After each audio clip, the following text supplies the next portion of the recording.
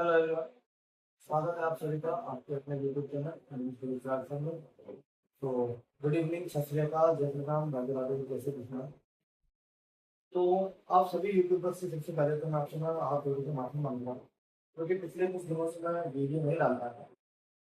और जो कारण जब आपको बता रहा था वो सरप्राइज था। वो कारण जो है, सरप्राइज जो है वो ये था कि मैंने आपके लिए बोर्ड बोर्ड पे पढ़ाना जो स्टार्ट करूंगा।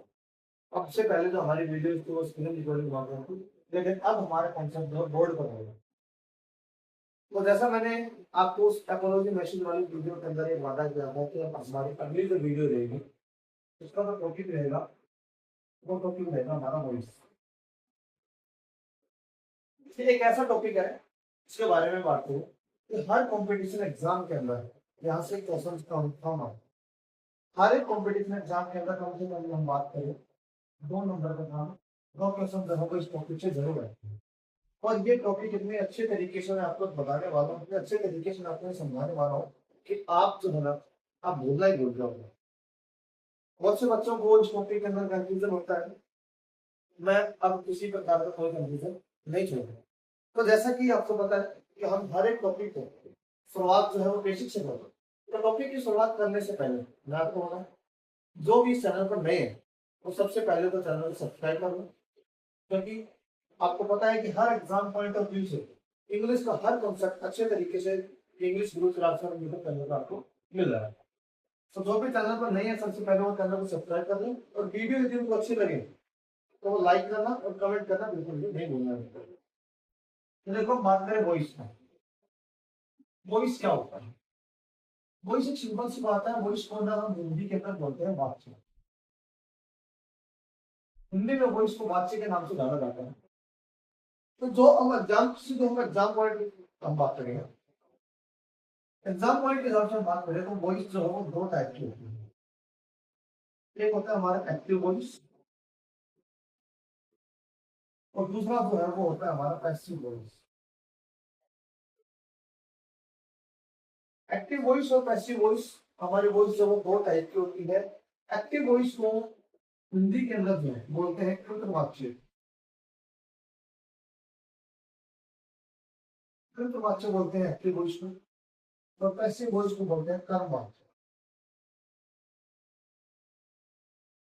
एक्टिव वॉइस जो है वो होता है हमारा कृतवाच्य, और पैसिव वॉइस होता है हमारा कर्मवाच्य। अब मैं थोड़ा सा आपको इनको डिटेलिंग में बताऊं एक्टिव वॉइस क्या होता है। एक शॉर्ट तरीके से मैं आपको बताता हूँ कि कोई सेंटेंस जब आपका सब्जेक्ट ओरिएंटेड है, यानी कि सेंटेंस का जो फोर्स है वो हमारा सब्जेक्ट पर होता है, तो वो होता है हमारा एक्टिव वॉइस। और यदि कोई सेंटेंस हमारा ऑब्जेक्ट ओरिएंटेड है, ऑब्जेक्ट ओरिएंटेड यदि कोई सेंटेंस है तो वो होगा हमारा पैसिव वॉइस। मतलब होगा कि एक्टिव वॉइस के अंदर जो सेंटेंस का जो फोर्स रहेगा वो सब्जेक्ट पर रहेगा, और पैसिव वॉइस के अंदर जो सेंटेंस का फोर्स रहेगा वो हमारा ऑब्जेक्ट पर रहेगा।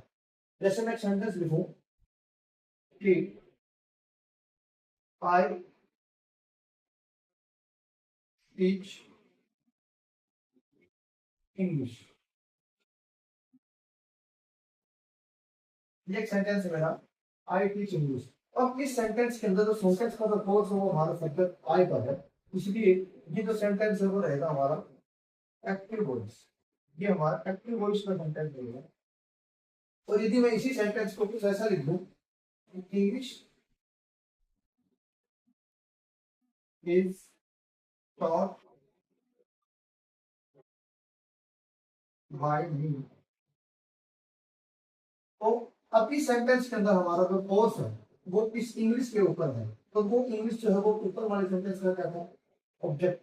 ये ऑब्जेक्ट का, तो इसका फोर्स हमारा सब्जेक्ट पर रहेगा, इसलिए ये होगा हमारा पैसिव वॉइस।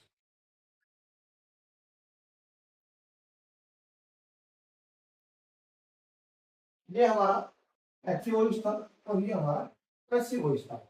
अब मैं आपको एक बहुत छोटी सी बात बताता हूँ, बहुत अच्छे और मजेदार तरीके से आपके साथ बताऊंगी। कि सलमान खान की एक मूवी का गाना है, तेरे मस्त मस्त दो नैन मेरे दिल का ले गए चैन, मेरे दिल का ले गए चैन, तेरे मस्त मस्त दो नैन। अभी सेंटेंस में लेते हैं, ये मैंने क्यों कहा ये बात देखो,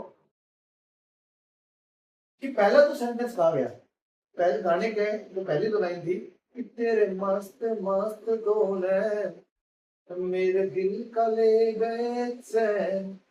अब ये जो सेंटेंस है, इस सेंटेंस में तेरे मस्त मस्त दो नैन, सारा सेंटेंस का फोर्स तो इस बात पर। और दूसरा जो सेंटेंस था कि मेरे दिल का ले गए चैन तेरे मस्त मस्त दो नैन। अब इसमें तेरे दिल का ले गए चैन, ये इस सेंटेंस का ऑब्जेक्ट था, ये कर्म था।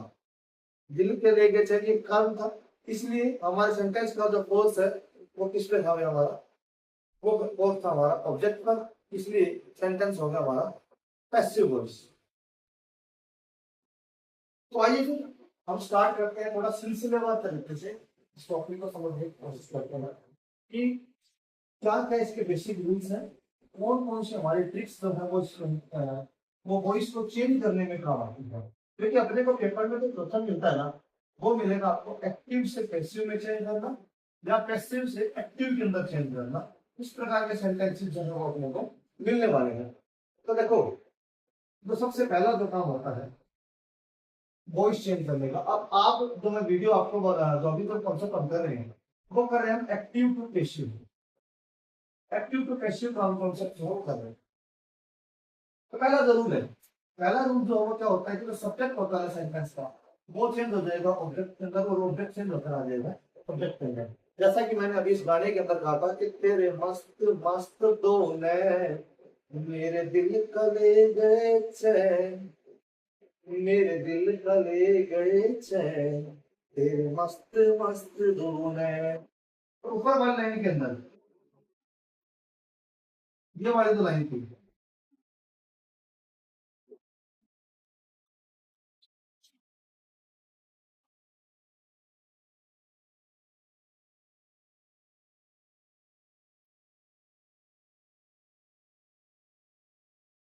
ये हो गया हमारा सब्जेक्ट, तो बाकी हमारा ऑब्जेक्ट हो गया। और ये था हमारा एक्टिव वॉइस का सेंटेंस, ये था हमारा एक्टिव वॉइस।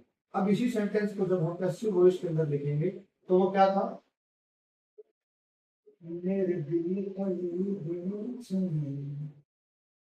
भाई मेरी सिंगिंग बहुत बेकार है, सिंगिंग पर मत जाना, बस आप ये देखना कि पढ़ाने के लिए मैं आपके लिए ना नए नए तरीके में लेके आ रहा हूँ, सिंगिंग पर मत जाना। मेरे दिल का ले गए चैन तेरे मस्त मस्त दो नैन। अभी सेंटेंस में देखो क्या हो, ये हमारा एक्टिव वॉइस है, ये तेरे मस्त मस्त दो नैन ये जो है वो हमारा सब्जेक्ट है, बाकी हमारा ऑब्जेक्ट है। ये सब्जेक्ट है और ये ऑब्जेक्ट है। तो नीचे वाले सेंटेंस में क्वेश्चन में क्या हो गया, ऑब्जेक्ट को हमने आगे लिख दिया और सब्जेक्ट को हमने पीछे लिख दिया। तो इस टाइप से वॉइस चेंज करने का जो सबसे पहला जो काम होता है वो होता है कि सब्जेक्ट को लेके जाएंगे हम ऑब्जेक्ट की प्लेस पर, और ऑब्जेक्ट को लेके आएंगे हम सब्जेक्ट के प्लेस पर। ये हमारा सबसे बेसिक जो काम है वो यही होता है। अब एक और बेसिक जो बात है वो क्या होती है, देखो कि किसी भी सेंटेंस के जब हम पैसिव वॉइस लिखेंगे तो वर्ब की हमेशा थर्ड फॉर्म का यूज करेंगे। ये ठीक हमेशा आपको ध्यान में रखेंगे, उसकी बेसिक चीजें नहीं ध्यान। तो पहला काम अपने सब्जेक्ट को ऑब्जेक्ट में चेंज करना है और ऑब्जेक्ट को सब्जेक्ट में लेके आना है। दूसरा जो काम करना है वो क्या करना है, वर्ब की थर्ड फॉर्म, जिसको कि हम पास्ट पार्टिसिपल के नाम से भी जानते हैं। इसको हम पास्ट पार्टिसिपल भी बोलते हैं।